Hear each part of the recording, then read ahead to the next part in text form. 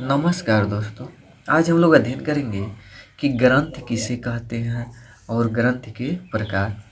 तो शरीर की उपापचयी क्रियाओं के लिए आवश्यक रासायनिक पदार्थ यानी जो शरीर में कुछ ना कुछ कार्य करते रहते हैं, जैसे भोजन को पचाना, फिर उसको यानी शक्ति के रूप में जैसे यानी कार्य के रूप में परिवर्तित करना, यानी एंजाइम, हार्मोन्स एवं अन्य तरल पदार्थ जो होते हैं का श्रावण ग्रंथिल उत्तक युक्त विभिन्न संरचनाओं द्वारा होता है, जिन्हें ग्रंथियां कहते हैं। यानी ग्रंथ के द्वारा ही एंजाइम, हार्मोन्स और अन्य तरल पदार्थ निकलते हैं, तो उसे ही ग्रंथ कहते हैं। और ये जो होते हैं यह कुछ न कुछ शरीर में कार्य करते हैं।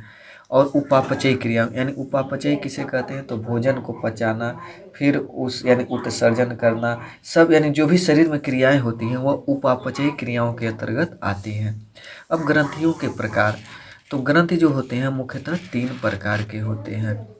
तो इसमें जो है पहला बहिस्रावी ग्रंथियाँ, ये नलिका युक्त या प्राण ग्रंथियाँ होती हैं। इनका स्रावन नलिका द्वारा शरीर के उस विशेष स्थान या अंग में पहुंच जाता है जहां उसे कार्य करना होता है, जैसे स्वेद, लार, दूध, तेल आदि। यानी बहिस्रावी ग्रंथियाँ यानी जो नली के द्वारा जो यानी ऐसा ग्रंथियाँ जिसमें जो तरल पदार्थ का स्रावन होता है वो नली के द्वारा होता है, तो उसे हम बहिस्रावी ग्रंथियाँ कहते हैं।